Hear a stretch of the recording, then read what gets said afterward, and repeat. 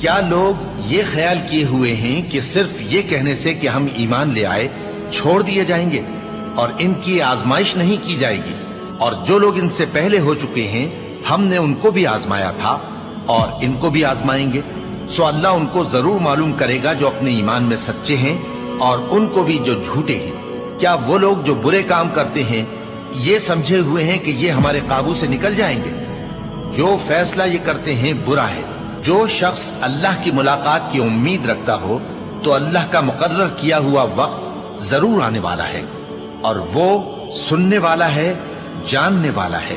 और हम किसी कदर खौफ और भूख और माल और जानों और मेवों के नुकसान से तुम्हारी आजमाइश करेंगे। और सब्र करने वालों को बिशारत सुना दो कि उन लोगों पर जब कोई मुसीबत वाक़ई होती है तो कहते हैं कि हम अल्लाह ही का माल हैं और उसी की तरफ लौट कर जाने वाले।